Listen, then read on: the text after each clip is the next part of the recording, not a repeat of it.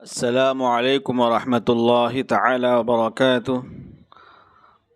آج جمعہ کا عربی خطبہ خیانت کے عنوان پر دیا جائے گا، جس کا اردو زبان میں ترجمہ کر کے آپ حضرات کی آسانی کے لیے پیش کیا جا رہا ہے۔ آپ حضرات اس پر خاص توجہ دیں گے۔ نحمدہ ونصلی علی رسولہ الکریم، اما بعد، فاعوذ باللہ من الشیطان الرجیم، بسم اللہ الرحمن الرحیم۔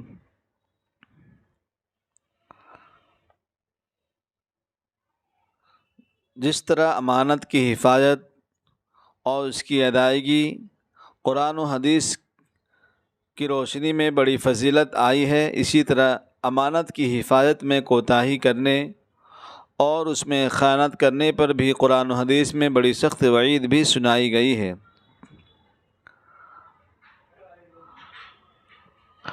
نمبر 1، اللہ تعالیٰ خیانت کرنے والوں کو پسند نہیں کرتا۔ جس قوم سے امانت داری کا احساس ختم ہو جاتا ہے اور ہر چیز میں خیانت کرنے کا مزاج پیدا ہو جاتا ہے، وہ قوم کبھی بھی ترقی نہیں کر سکتی، بلکہ وہ دن بدن پستی کی طرف جاتی ہے، کیونکہ اللہ تعالیٰ کو خیانت بہت ہی ناپسند ہے۔ سورہ انفال میں اللہ تعالیٰ کا ارشاد ہے، بے شک اللہ تعالیٰ خیانت کرنے والوں کو پسند نہیں کرتا۔ نمبر 2، خیانت کرنا منافق کی علامت ہے۔ خیانت کرنا ان لوگوں کا کام ہے جو اللہ اور اس کے رسول پر ایمان نہیں رکھتے اور جن کے دل میں یہ احساس بالکل نہیں ہوتا کہ ان کو ایک دن آخرت میں اللہ کے سامنے حاضر ہو کر اپنی زندگی کا حساب دینا ہے۔ غرض ایک کامل ایمان والا امانت میں کبھی خیانت نہیں کر سکتا۔ اس لیے رسول اللہ صلی اللہ علیہ وآلہ وسلم نے خیانت کرنے والوں کو منافق کی علامت اور نشانی قرار دیا ہے۔ منافق اس شخص کو کہتے ہیں جو زبان سے تو اسلام کو ظاہر کرتا ہو، مگر دل سے اللہ اس کے رسول کو نہیں مانتا اور اپنے دل میں کفر کو چھپا کر ہی رکھتا ہے۔ نبی کریم صلی اللہ علیہ وآلہ وسلم کا پاک ارشاد ہے، منافق کی 3 نشانیاں ہیں۔ اگرچہ وہ نماز بھی پڑھے، روزہ بھی رکھے اور یہ بھی خیال کرے کہ میں مسلمان ہوں۔ نمبر 1، جب وہ بات کرے تو جھوٹ بولے۔ منافق جب بھی بات کرتا ہے دوستو تو جھوٹ بولتا ہے۔ نمبر 2، جب وہ وعدہ کرتا ہے تو اس کو پورا نہیں کرتا، یہ بھی منافق کی نشانی۔ اور نمبر 3، جب اس کے پاس امانت رکھی جاتی ہے تو وہ خیانت کرتا ہے۔ یہ منافق کی 3 نشانیاں ہمارے نبی نے بتائی ہے۔ نمبر 3، مومن جھوٹ اور خیانت کرنے والا نہیں ہو سکتا۔ ایک حدیث میں رسول اللہ نے فرمایا، مومن کی فطرت میں ہر طرح کی عادتیں ہو سکتی ہے، مگر اس میں جھوٹ اور خیانت کی صفت نہیں ہو سکتی۔ اس حدیث کا مطلب یہ ہے کہ مسلمان اگر واقعی مسلمان ہے تو اس کی فطرت میں جھوٹ اور خیانت جیسی انتہائی گندی عادت نہیں ہو سکتی، اور اس کو ایمان کی حقیقت ابھی نصیب نہیں ہوئی ہے۔ اس لیے اس کو چاہیے کہ ان بری عادتوں سے اپنی زندگی کو پاک کرنے کی فکر کرے۔ نمبر 4، خیانت کرنے والا اللہ تعالیٰ کی رحمت اور مدد سے محروم ہو جاتا ہے۔ ایک حدیث میں رسول اللہ صلی اللہ علیہ وآلہ وسلم نے فرمایا، بے شک اللہ تعالیٰ فرماتے ہیں کہ میں 2 شریک آدمیوں کے درمیان تیسرا ہوں، جب تک کہ ان میں سے کوئی شریک اپنے ساتھی کے ساتھ خیانت نہ کرے، لیکن جب ان میں سے ایک ساتھی دوسرے کے ساتھ خیانت کر لیتا ہے تو میں دونوں کے درمیان سے نکل جاتا ہوں۔ یعنی جب 2 آدمی مل کر کوئی کاروبار شروع کرتے ہیں تو وہ صرف 2 ہی نہیں ہوتے، بلکہ ان میں ایک اللہ تعالیٰ بھی ہوتے ہیں جو ان دونوں کی مدد فرماتے ہیں اور ان کے کاروبار میں برکت عطا کرتے ہیں۔ لیکن یہ معاملہ اسی وقت تک رہتا ہے جب تک کہ دونوں امانت داری کے ساتھ اس کاروبار کو انجام دیتے ہیں، اور اگر ان میں سے کوئی آدمی دوسرے کے ساتھ خیانت کرنے لگتا ہے تو پھر اللہ تعالیٰ ان کا ساتھ چھوڑ دیتے ہیں اور ان کے کاروبار سے برکت اٹھا لی جاتی ہے۔ خیانت کا یہ کتنا بڑا نقصان ہے۔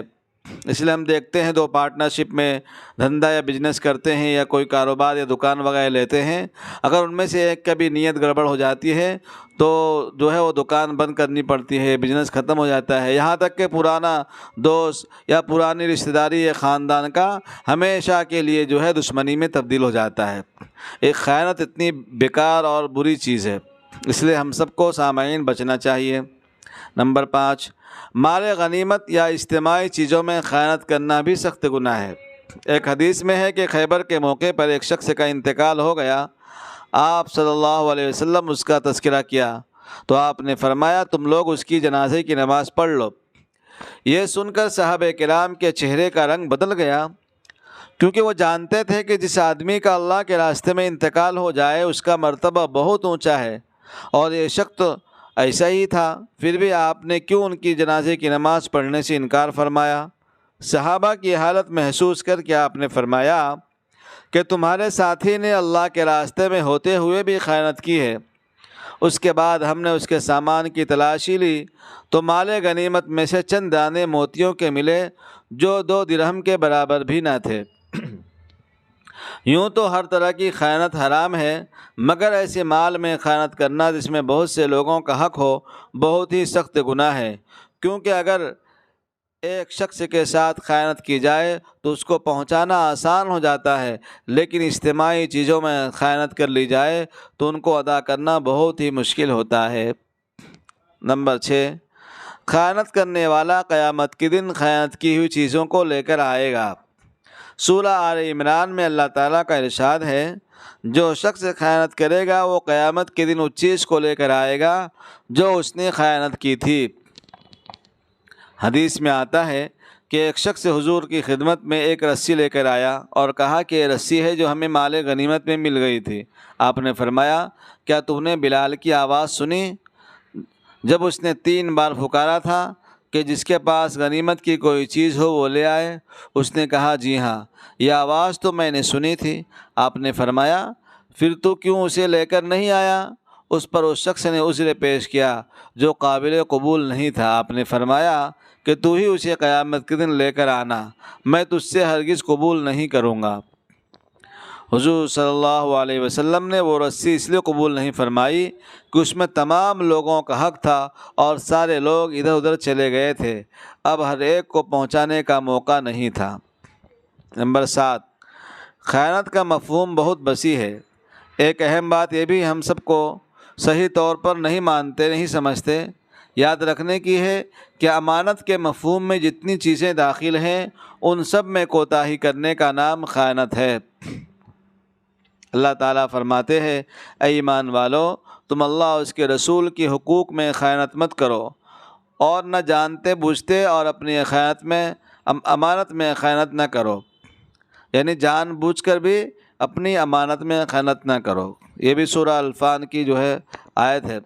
اس آیت میں اللہ تعالیٰ نے آپس میں رکھی ہوئی چیزوں کی امانتوں میں خیانت کرنے سے بھی منع کیا، اور اس کے ساتھ ہی اللہ کے رسول کے جو حقوق ہمارے ذمے آتے ہیں ان میں خیانت کرنے سے بھی منع کیا۔ اس کا صاف مطلب یہ ہوا محترم ناظرین سامعین کہ اللہ اور اس کے رسول پر ایمان لانے کے بعد ہم پر جو ذمہ داریاں آتی ہے، یعنی شریعت کے ہر حکم پر عمل کرنا اور اس کی نافرمانی سے بچنا، یہ سب امانت میں داخل ہیں، اور اس کی ادائیگی میں کوتاہی کرنا یہ بھی خیانت ہے۔ نمبر 8، استعمال کے لیے لی ہوئی چیز کو واپس نہ کرنا، یہ بھی کوتاہی کرنا، یہ بھی خیانت ہے۔ کبھی ایسا ہوتا ہے کہ کوئی چیز ہم اپنے پاس نہیں ہوتی اور اس کی ضرورت ہوتی ہے تو استعمال کے لیے دوسروں سے مانگ لیتے ہیں۔ مثلاً آپ کو ایک کتاب کی ضرورت پڑی اور آپ کے پاس وہ کتاب نہیں تھی، آپ دوسرے سے اس کو مانگ کر پڑھنے کے لائے، اس کو شریعت میں عاریت کہتے ہیں، یہ بھی امانت ہے، اور ضروری ہے کہ اس کو استعمال کر کے جلدی سے واپس کر دیں۔ اس کو اپنے پاس رکھ لینا اور واپس نہ کرنا خیانت ہے۔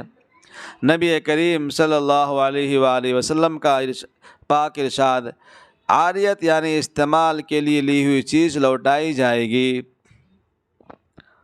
نمبر 9، میاں بیوی کا اپنی رازدارانہ باتیں دوستوں کو بتانا سب سے بڑی خیانت ہے۔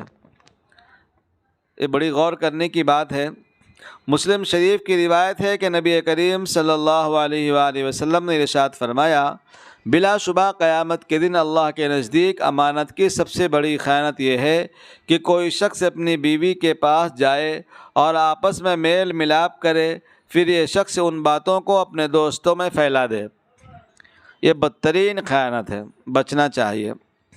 آج کل ہم گھر کی باتیں، میاں بیوی کے آپس کی باتیں دوسروں سے شیئر کرتے رہتے ہیں، اور اپنے دل کی تسلی کے لیے، سکون حاصل کرنے کے لیے دوسروں سے بولتے رہتے ہیں۔ بچنا چاہیے اس سے۔ نمبر 10، بغیر اجازت کے لیے کسی کے گھر میں تاک جھانک کرنا بھی خیانت ہے۔ حضور اکرم سرور دو عالم صلی اللہ تعالی علیہ وآلہ وسلم نے فرمایا، 3 کام ایسے ہیں جن کا کرنا کسی کے لیے حلال نہیں۔ 3 کام کرنا کسی کے لیے بھی حلال نہیں۔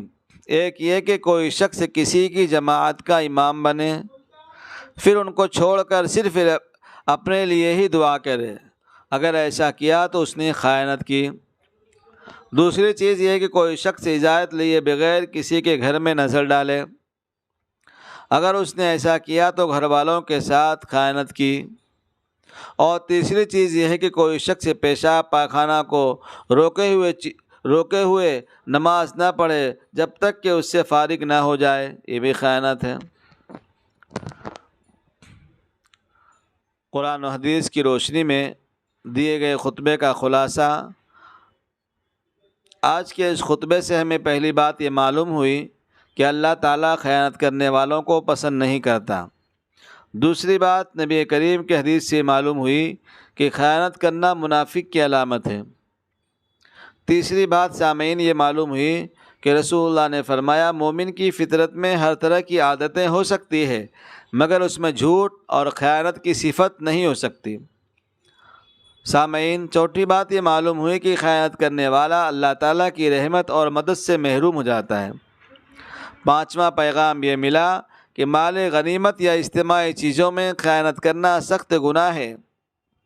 چھٹی اہم بات یہ معلوم ہوئی کہ جو شخص خیانت کرے گا وہ قیامت کے دن اس چیز کو لے کر آئے گا جو اس نے خیانت کی تھی۔ ساتویں بات یہ معلوم ہوئی کہ اللہ اس کے رسول پر ایمان لانے کے بعد ہم پر جو ذمہ داریاں آتی ہیں، یعنی شریعت کے ہر حکم پر عمل کرنا اور اللہ کی نافرمانی سے بچنا، یہ سب امانت میں داخل ہے، اور اس کی ادائیگی میں کوتاہی کرنا یہ خیانت ہے۔ آٹھویں بات یہ معلوم ہوئی کہ عاریت یعنی استعمال کے لیے لی ہوئی چیز کو واپس نہ کرنا یا کوتاہی کرنا یہ بھی خیانت میں داخل ہے۔